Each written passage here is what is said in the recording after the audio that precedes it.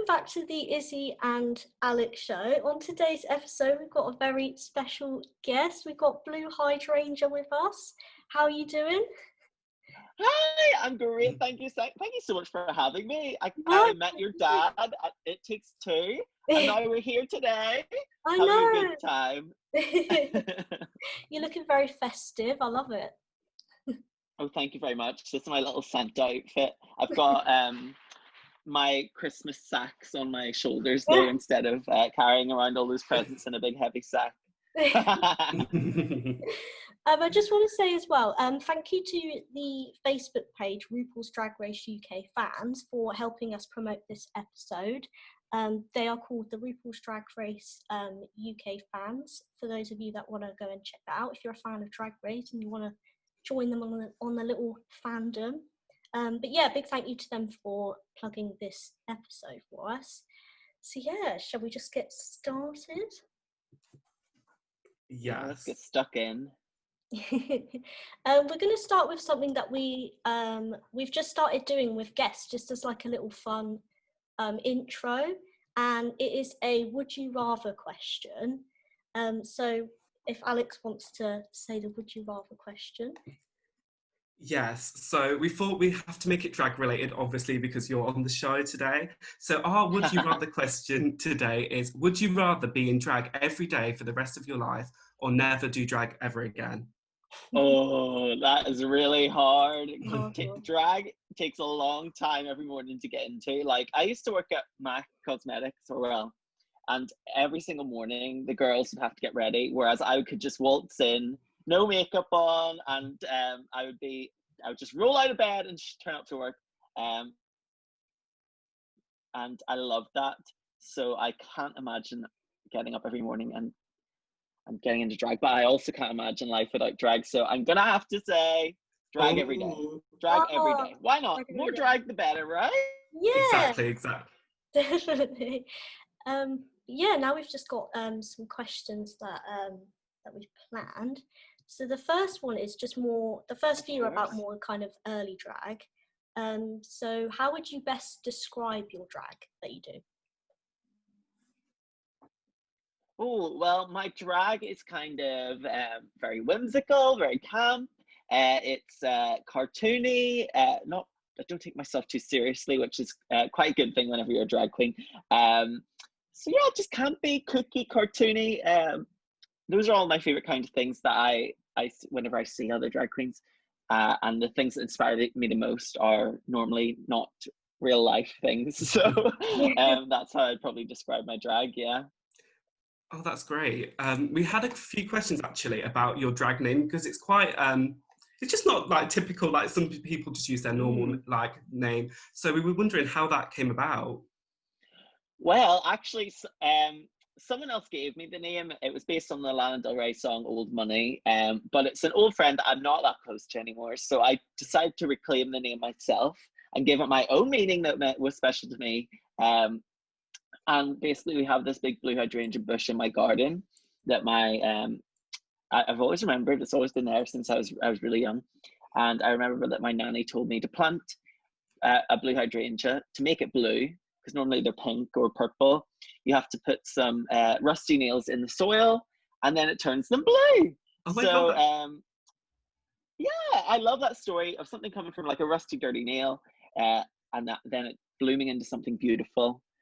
Which is kind of like my story of going from like a shy, timid little boy into like this glamorous drag queen, you know? Oh my God, that's amazing. I didn't realise it was that deep, like that deep of a meaning. It's great. It's got a story. I think yeah, some people just have their drag names and that's fine. I think for me, like, yeah, I love having a story for everything. If you see me on stage or anything, there's always a story. I can't just walk out and do something like bland.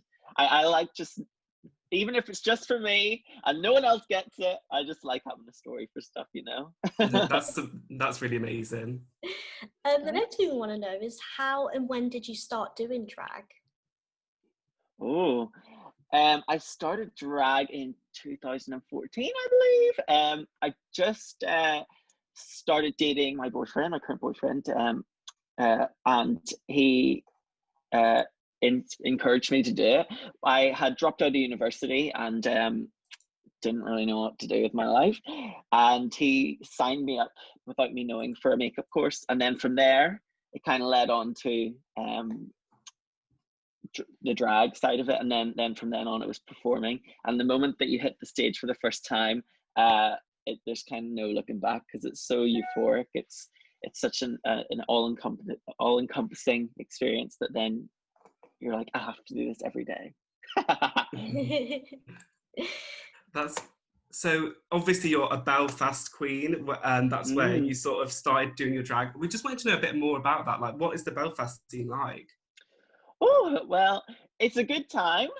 There's everyone in Belfast, the Belfast drag scene or gay scene in general, is really camp and fun and there for a good time.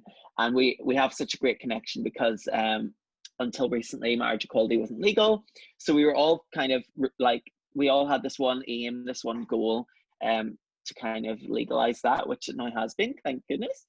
The scene is very small though, only 2 clubs, only a handful of drag queens, maybe 10 or 15 that are well known, and then the others are kind of like up and coming.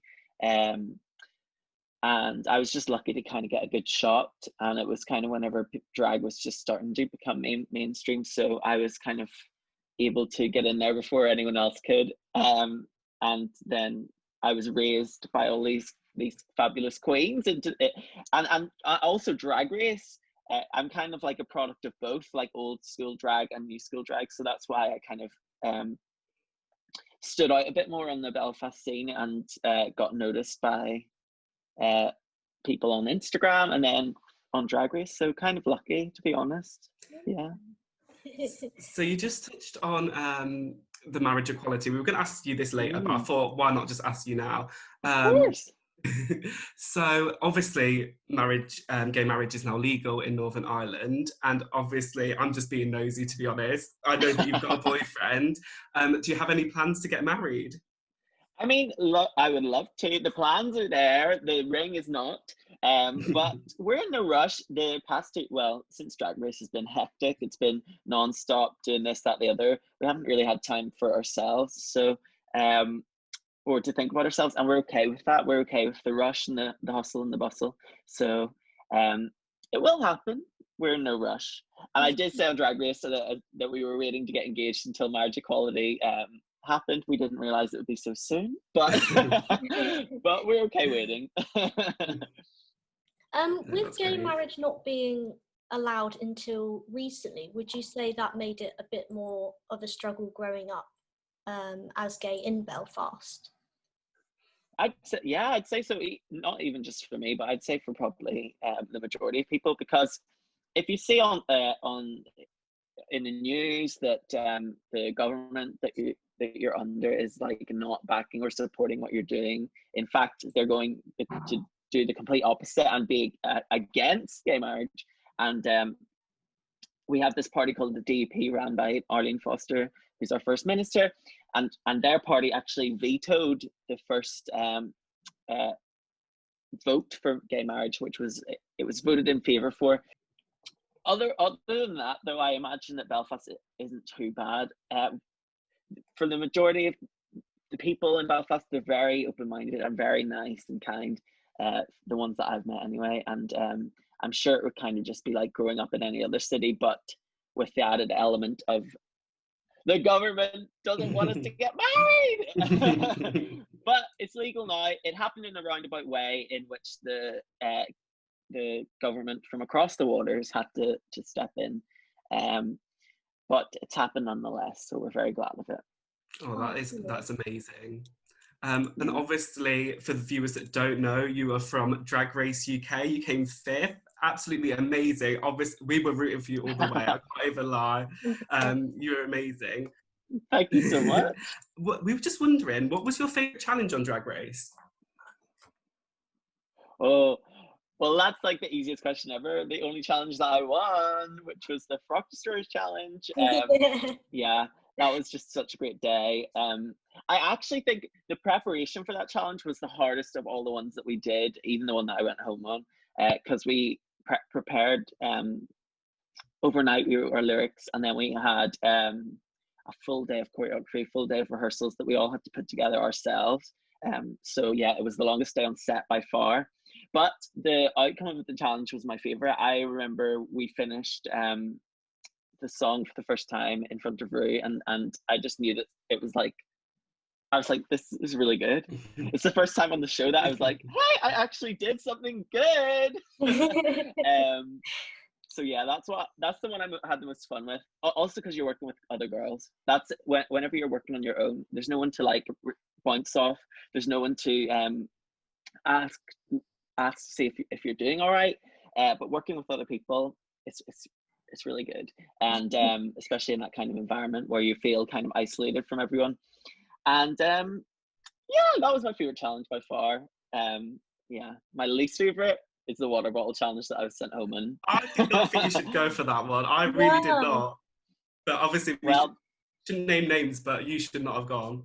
Fuming. Well, yeah, someone else didn't know the lip sync song, but we'll pretend that didn't happen, you know. Ooh, I love the tea. This bag of chips. The shade. Who was your favourite guest judge from the show? Because you had quite a few really good ones. Oh, my mate. Yeah, the guest judges were really good. They really pulled it out of the bag. I mean, it's iconic that Twiggy was there. Like properly, like she's in like history books. I remember learning about Twiggy in history. So to see her there was incredible. Obviously Jade from Little Mix. I actually think Jade was like the most fun on set as well, because she was just there for a good time, and she loves drag as well. So she was able to read us all, and you know, she knew. It's like easier to take or constructive criticism whenever someone knows what they're talking about, kind of thing. So whenever she said something, you knew it was from the heart, and you knew it was only to better us. It's kind of like Michelle. Everyone thinks that Michelle's like the harshest judge, but she knows what she's talking about, so you can take it and learn from it, you know. Yeah, I love Michelle. Yeah, no, great. So there have actually been talks of an international all-star season. Would you be interested? I think you would slay personally, but yeah, would you be interested?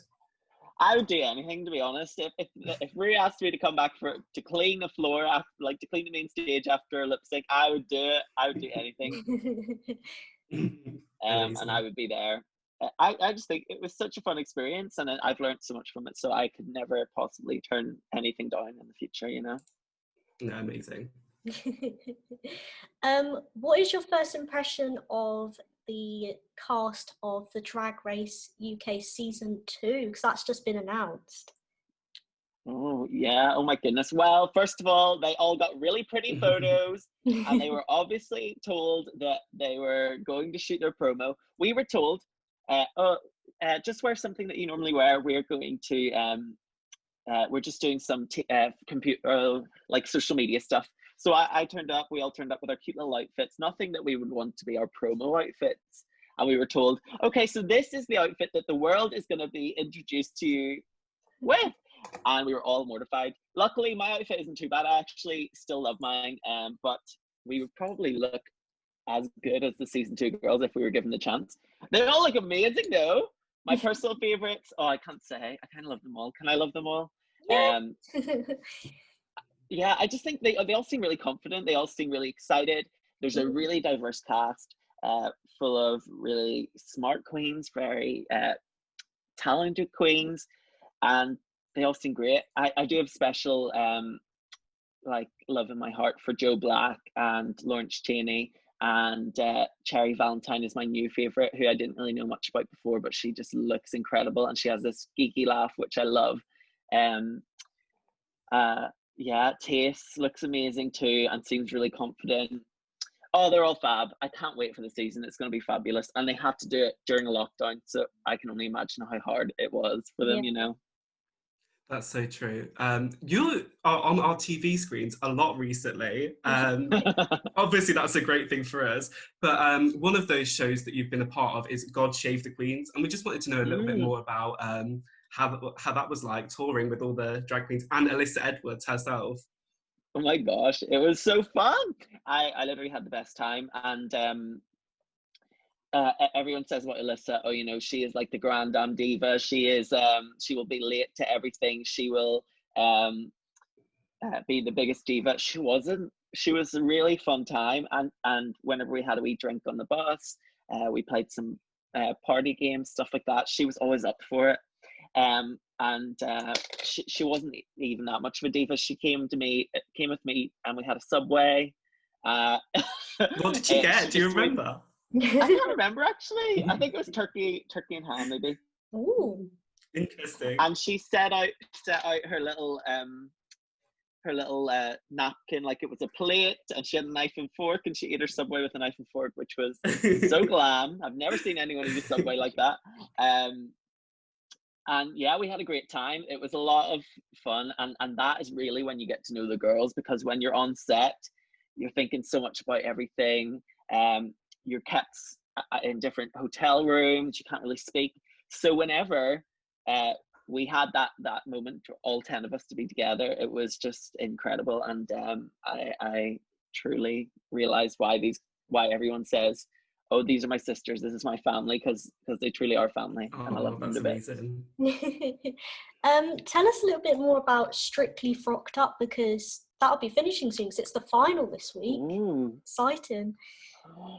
Yes, we finished the filming the last one on Monday. I'm so sad because I don't get to do the final, which is sad because who doesn't want to react to the final? That's the best bit. But yeah, super excited. It was just such a crazy opportunity because I never expected it, and BBC Three came to me and were like, we want you to host it. I was like, I've never hosted anything in my life. Why do you want me? Who do you want to win? But I had the best time. It's really hard. I think Harvey and Jeanette are going to win. Yeah. I kind of want Bill and Odie to win, or I love an underdog. I kind of love Maisie as well. I do think Maisie is in with a chance to win. I think top two will be Maisie and Harvey. Yeah. But I would love to see Bill there, just for my own personal love for Bill. He seems lovely, doesn't he? So obviously you've been presenting Strictly Frocked Up now. Would you ever take part? In the gosh, yes. If they asked me, I'd do it tomorrow. I would be an awful dancer, and I would not be very petite to be a female dance partner. I probably have to be the lead and do all the lifts and stuff, but I would love it. Absolutely. Start the petition now. Yes. Blu Hydrangea, Strictly 2022. It's happening. It's happening. Yeah.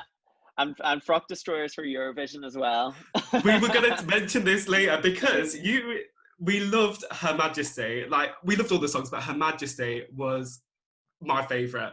And I've noticed that you actually released it after, like, the songs for Eurovision can be announced. So, you know, it could happen. I didn't know that actually, but I would absolutely adore that. I mean, that was like the best project I've ever been a part of, I must admit. Potentially just as much as Drag Race, because even though it is still within the Drag Race realm, it was I was able to go back on the Drag Race set, not be stressed about being told to sashay away. It was just I got to write and sing my own verses. Not that I can even sing, so I never expected anything like this to happen. And again, working with Bag and Davina, it's just really, really good fun. And anytime we get together, it's just like it's like a family reunion or something, and it's always a good time, always really fun, lots of laughs. Apart from Davina having us being stressed out to the max as always, but once she gets over that, then it's all laughs and fun. Did you expect Break Up Bye Bye to become as like big as it did? Because it's huge and it was iconic. Like in the first lockdown, me and my family would just like have little kitchen parties to ourselves in the kitchen because we couldn't do anything else. And my sister was like teaching my mum the dance. That is so funny. I love that. I mean, as I say, whenever we finished it on the main stage, I don't know whether it was euphoria that we had finished it. It was like, I'm glad this is over, or if it was adrenaline. But I remember thinking, this is going to be huge. This is going to be a big deal. I stole the little iPod that they had. They gave us the song on the iPod so we could listen to it and learn it for the main stage challenge.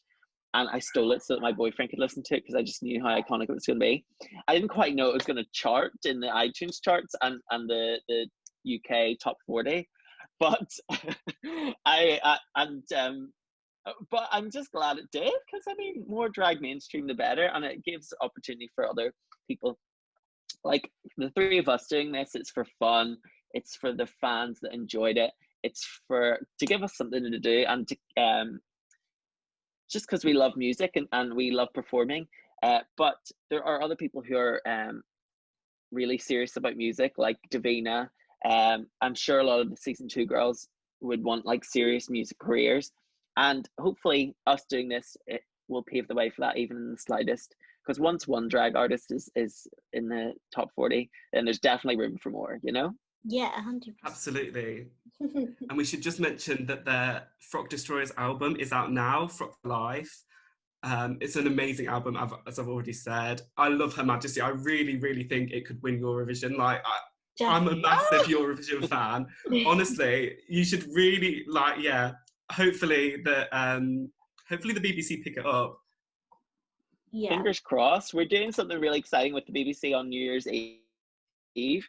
It's a big live performance for to bring in 2021. So hopefully things like that, working with the BBC, will get us one step closer to Eurovision. I mean, Steps have done it. Blu has done it. I mean, there's definitely room for us, right? Fingers crossed. Fingers crossed. So next we've got like a little quick fire quiz. It's just a few questions, just kind of Fabulous. based on drag and a little bit about the Frock Destroyers as well. So we've kind of got a few each. So if Alex, you want to start with your questions. So I thought I'd start with like a fun one, just to like lighten the mood a bit. Yeah. So it's drag queen or horse. So I've got the name of 2 horses and 1 drag queen, and hopefully you don't know them, because obviously that wouldn't work then. But we'll just wait and see. So okay, so Palace Malice, Head of Lettuce, or Sea Biscuit. Which one is the drag queen? I do know this is Head of Lettuce, isn't it? But she's iconic, and from she's a New York queen, I believe. And I met her at DragCon New York City, and yeah, she was fabulous. She dresses head to toe in green every single time, or like every time, and she's very camp. I wish I could commit to dressing head to toe in blue every single day, but I don't think I could. I love too many colors, the whole rainbow. That's amazing. So this is just testing your knowledge on Drag Race UK. So, who was the guest judge on the episode where Something Wrong was eliminated? Jerry Halliwell. Yes. Oh, you're I good. remember it specifically because she said, "I love you, Something Wrong," instead of Something Wrong, and it made me laugh because she got her name wrong, and it just made me laugh. And they got to meet, they got to hug backstage, which Jade from Little Mix did not want to, or no, Cheryl Cole did not want to come back and give me a little hug whenever she sent my ass packing, but it's all good. I forgive her. Human.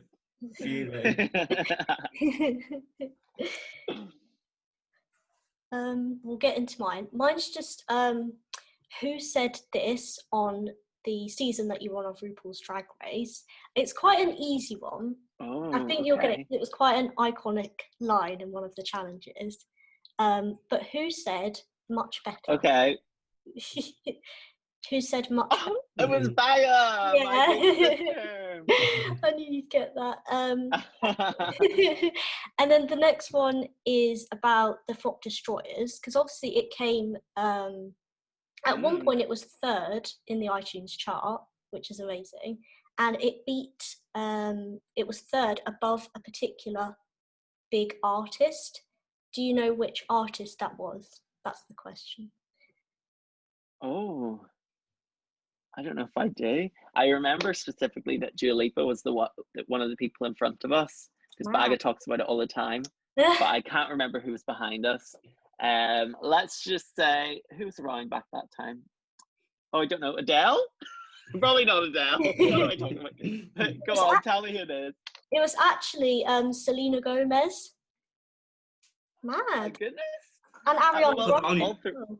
Oh, really? All Yeah. three of us are just as gorgeous as them, so that's understandable that we overtook them, you know. You should put that one on your CV. Yeah. Yeah, did better than Selena Gomez and Ariana Grande, and also prettier. Yeah. So now we have a couple of questions from our viewers. So the first Okay. one is from Jennifer from Leicester, who said, "What is your best tip for doing drag makeup?" Oh, well, lots of practice. I think a lot like what the real girls do at the moment on YouTube, on Instagram, is pretty much drag makeup, but just like a little bit smaller. So if you take their tips, follow their YouTube tutorials, and then just start making the shapes a little bit bigger, that's basically drag makeup. Um, and once you know the technique, then it's easier to experiment a little more, and that's what I started to do. Every single time I tried my makeup on, I would do something just a little bit different and out of my comfort zone, so that I wasn't completely messing up my entire face if it was wrong, but I was learning something in the process. Then I started to experiment with colors and shapes and textures on my skin, and that's how I got into my creative makeup. But I think most of it is just practice and knowing what products do and how to work with them, definitely. Emma Amazing. from the UK says, "What is your favourite candle scent?" That's a bit of a random one.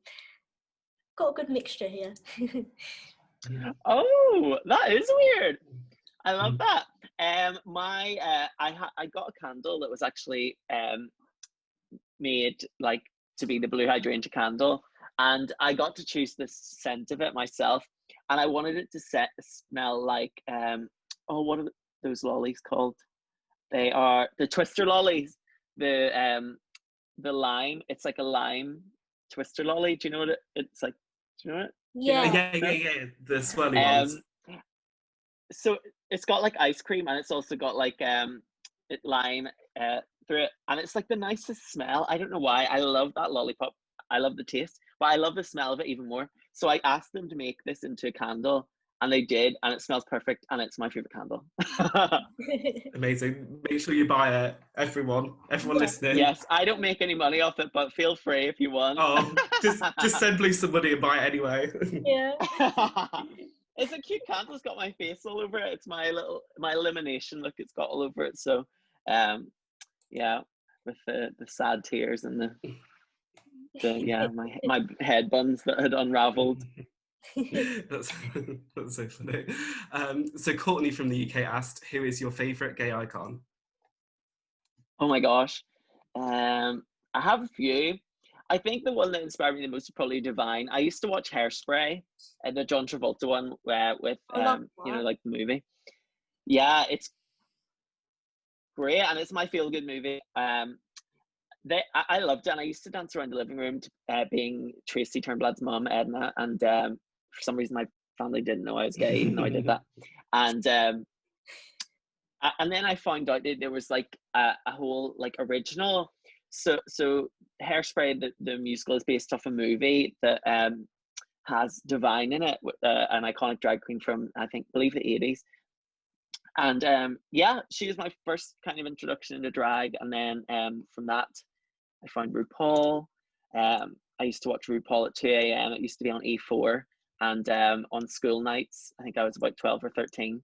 And obviously RuPaul is a massive inspiration. And I would love to go back into the workroom as a confident human being, not the scared little teen that I was whenever I first went in, and tell her how much she's influenced me. Because the first time around, I just used to talk crap to her because I was scared of her. But yeah, so of course RuPaul, Divine. There's so many I couldn't even count. But yeah. Megan from Bedfordshire, how long does it take you to get into drag? Oh, well, if I really want to look pretty, I'll spend 2 hours, maybe 2.5 hours at the most. If I am in a rush, I'm getting ready to do something that's like gonna take me 5 minutes or something, I will do it in like 40 minutes, but it won't look good. It will be slapdash. Say I got off the flight got in the hotel room and I had to get ready for the gig in like an hour, I would be able to do it, but I wouldn't want any flash photography, you know. This is another really random one. So we're going to our international audiences now. So Oh Anne, wow, I know. So Anne from the USA said, "What is your favourite type of bread?" bread. I like Kingsmill 50/50. I mean, we're not that fancy with bread in my house. We normally get Kingsmill 50/50, a medium slice, whatever's best in date. Toast's well, it's not dry. It's all good. Amazing. I bet you've never been asked that before. I haven't, but I had the question. I had it quite prepared. The answer, didn't I? You did surprisingly well. Here is another random one. Mia from Brazil said, "Who is prettier, Ratatouille, Remy, or Linguine?" I take this one from Ratatouille, isn't it? Well, Ratatouille is iconic at the moment, right? There's like a musical being written on TikTok and all this good stuff. I think probably if I was going to go on a date with one of them, it would have to be Linguine because he's the human, right? I mean, I can't be dating a rat unless I turned into a rat like in The Princess and the Frog. Maybe that could happen someday. But for now, I'm going to stick to my humans. That's probably for the best, isn't it? Yeah. So Jazz from the UK said, "Who is your favourite winner of Drag Race?" Oh, my favourite winner. If you probably asked me this like a few years ago, it would have been maybe like Jinx, Monsoon, or Raja. But recently, I've just been loving Bob the Drag Queen. I think that over the past few years, but especially since lockdown, she has really been working hard to keep content going, to keep spirits up, but also whilst being political and informative and this, that, the other. So I definitely think that she is up there for one of my favorites, and would probably be an inspiration to me if I ever won what I would want my Drag Race reign to be like. So yeah. Kaylin from the UK says, "What was RuPaul like?" Oh, Ru was fab. Completely professional, hardworking, and really nice and looked out for us. Intimidating, definitely. I always say she's like a high school like a primary school principal, where like you're a bit scared of them, and you know that you've done wrong if you've been sent to the principal's office, but you also know that they're just there for you, and they're like this like beacon of security, like if you're in with RuPaul, you know, like you're safe and you're in for a good ride, you know. I remember when she came to watch Michelle on Strictly, the whole crew was like, "Oh my god!" Oh my god! Did you get to meet Ru? I was sat behind him in the audience because that's when my dad was on it. So I was sat in the audience and I was like, I think it was a seat or two behind him, but I didn't like meet him. I was just behind him. But I remember being like, "Oh my god, is that RuPaul?" Ru is like the tallest person ever as well, so I'm surprised that you could even see past Ru if you're sitting by. But yeah, that's crazy. Yeah. Amy from Salisbury asked, "What's your favourite makeup product?" Oh, I love anything Be Perfect. I use the Carnival palette every single time. It's all messy because I use it so much. Look at all these colours running out. Just the best. It has all the colours. I never travel with any other eyeshadows because I don't need to. It's got everything in it, so I definitely recommend. Plus, I have a collaboration with Be Perfect coming out in January, so very excited for that as well. Exclusive. Yeah, that is exclusive actually. There you go. Ree from the UK says, this is another random one. What is your favourite type of cheese? Oh, I don't know if I have one. Do you guys have a favourite type of cheese? I love brie. Alex likes brie. I like halloumi. I'm not really a cheese person, but I like halloumi. Well, there you go. I don't know if I have one. I think I just like cheese in general. You know, I'll take cheese in any form. That's amazing. So another question comes from Jenny from the UK, and she asked, what is your favourite song from Chromatica? Oh, I do love Chromatica, and I love all the songs, and it's the kind of thing where the more you listen to it, the more you kind of enjoy different songs. Like I'll have a different one every week. But I think that my initial favorite, and probably still is one of my favorites, is Alice, which is like the first song. But it's the one that as soon as I hear it, it makes me want to play the rest of Chromatica. Like I can't just stop at Alice. You know what I mean? And it is my favorite. Also, Gotta Love Rain on Me and Stupid Love, but everyone probably says that, so I can't say that, you know. Yeah, you can't be basic. You can't be basic. Yeah, I can't be basic. I have to let people know that I listen to the album. We've got a few more questions. So this is from Alex from Essex, and she asks, who is your closest friend from Drag Race UK? Oh, that's a tough one. I mean, Cheryl and I got really close on the show and are still close to this day. We FaceTime nearly every day. So it would have to be Cheryl probably, but I've become really close with Davina and Baga, working with them a lot. And yeah, they're good friends. I could go to them with a problem and I know it'll get sorted and I'll feel better about it. And I know that I'll have a good time with them. There's no stress, there's no business talk, there's no fighting over this, that, the other. It's just fun. And I mean, in 2020, we need all the fun we can get, right? Yeah. Sam from the UK says, what is your advice for people just starting? Oh, practice makes perfect, which I said before. Don't base your drag off anyone else in terms of, don't think they're so much better than me. They're so much prettier than me. They're winning all these titles and this, that, the other. I remember there was a queen that I started alongside with, and people just in Belfast gravitated towards her drag a lot more. She was more funny. She had this Belfast kind of humor down, and people thought I was a bit too quirky. So she would win everything. She'd get all the opportunities, and it affected my confidence. But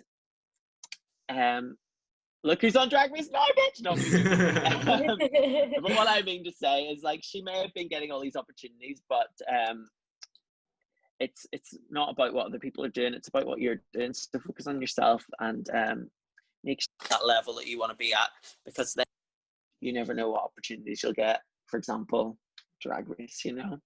Definitely. What was the audition process like? It was quite rigorous.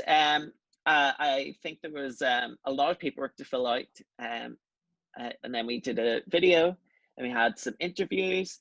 It was probably about a 3 or 4 month process, and that's before you even know that you're on, but you're kind of still preparing things. But getting that call makes it all worth it.